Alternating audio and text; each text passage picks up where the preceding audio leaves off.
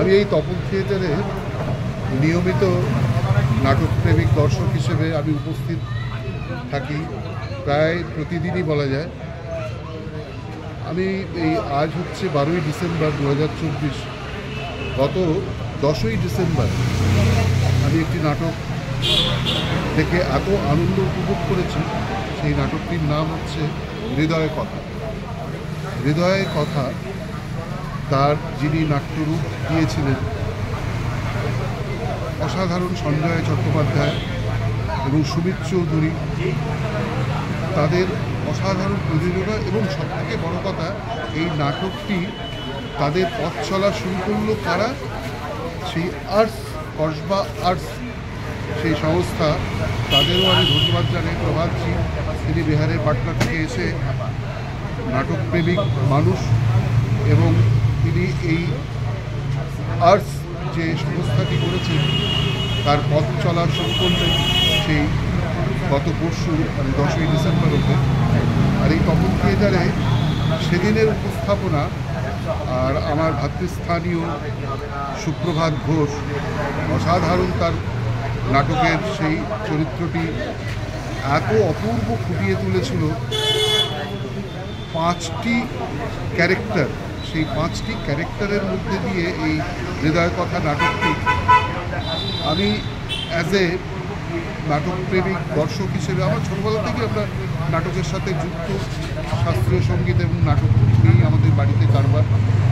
আমার এই তপন থিয়েটারে আমার একটা রক্তের টান রয়েছে, যেহেতু আমার কাকা এক ছিলেন প্রভাত প্রতিম শাস্ত্রীয় সঙ্গীত গায়ক কাকিমাও, এবং আমার পিতৃদেব অজিত কুমার বন্দ্যোপাধ্যায় তিনিও নাট্যকার ছিলেন, কাকা সুনীল কুমার বন্দ্যোপাধ্যায়।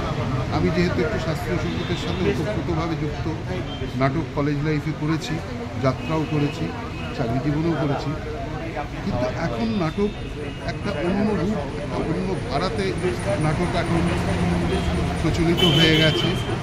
ঠাকুর রামকৃষ্ণের যে কথা, যে নাটকের মাধ্যমে লোকশিক্ষা হয়, নাটক তো যাহা কিছু না রাখতায় তাহারই নাম নাটক, সহজ সরল ভাষা। কিন্তু নাটক উপস্থাপনা করা অভিনয়ের মাধ্যমে সংলাপের সঙ্গে সেই কোঅর্ডিনেশনটা, সামঞ্জস্যটা রেখে অভিনয়ের পারদর্শিতা, প্রথমে তো নাটকের সংলাপগুলো যেভাবে কণ্ঠস্থ করতে হয়, মুখস্থ করতে হয়, এটি তো প্রথম কাজ বটেই, কিন্তু অভিনয় করার যে পোস্টার দিয়ে এক একটা শব্দের সংলাপের সঙ্গে, ডায়ালগের সঙ্গে সেই অভিনয়ের মাত্রাটা যেভাবে ফুটে ওঠে, তো সেটা অনস্বীকার্য এবং নিঃসন্দেহে প্রশংসনীয় ভূমিকা। বিশেষ করে সুপ্রভাত ঘোষের যে অভিনয় সেদিন এই হৃদয় কথাতে যেভাবে ও ফুটিয়ে তুলেছিল আমাদের যে, আর সেদিনকে আমি দেখছিলাম 10 তারিখে একেবারে হাউসফুল ছিল তপনকে, এবং প্রত্যেক নাটকপ্রেমিক দর্শকরা তারা একেবারে মন্ত্রমুগ্ধ হয়ে গিয়েছিলেন। আমি তাদের ফেসিয়াল সেই অ্যাপ্রিসিয়েশনটাও আমি লক্ষ্য করেছি, তাদের অসাধারণ ভালো লেগেছে এবং সেই করতালির সেই গুঞ্জন তপন থিয়েটারে একেবারে গুঞ্জরিত হয়ে উঠেছিল। আর আমিও ব্যক্তিগতভাবে সেদিন উপস্থিত, রোজই উপস্থিত প্রায় থাকি, সপ্তাহে 3 দিন আমি বসেই থাকি। কোথাও বাইরে গেলে হয়তো আসতে পারি না, বা শাস্ত্রীয় সঙ্গীতের অনুষ্ঠান থাকলে সেদিন হয়তো আবার আমি অ্যাবসেন্ট হই, কিন্তু সেদিন হৃদয় কথা নাটকটি আমি এত উপভোগ করেছি আনন্দ সহকারে, অপূর্ব লেগেছে। আমি তাই সার্বিক আমি ফেসবুকে লিখেওছি যে এই নাটকে যারা এই নাট্য সংস্থা, বিশেষ করে হৃদয় কথা যে নাটকের যে এই চঞ্চল আমাদের সঞ্জয়বাবু এবং সুমিতবাবু, এনাদের আমি অসংখ্য ধন্যবাদ জানাই। এই ধরনের নাটক আমরা আরও প্রেমিক দর্শক হিসেবে ভবিষ্যতে আরও আশা করব যে এই ধরনের আরও ভালো ভালো নাটক, এবং সেটাই আমি বারবার বলতে চাই যে নাটকে সংলাপগুলো, ডায়লগগুলো শ্রুতিমধুর তো হবেই, তার সঙ্গে সঙ্গে ভালো মেসেজ যাতে যায়, ভালো ডায়লগ আমাদের নাট্যকার যারা নির্দেশক তাদেরও অনুরোধ করব যে ভালো ভালো কথা তারা নাটকের মাধ্যমে দেবেন, যাতে আমাদের ইয়াং জেনারেশনেতেও, তারা ইয়াং জেনারেশনরা কিন্তু নাটক দেখবার জন্য এখন এগিয়ে আসে, মাঝখানে নাটক হয়তো পিছিয়ে পড়েছিল, কিন্তু এখন নাটক এগিয়ে আসছে এবং ভালো মেসেজ যাতে যায় সেই জিনিসটা আমাদের লক্ষ্য করতে হবে, মাথায় রাখতে হবে এবং ভালো কথা যেন থাকে।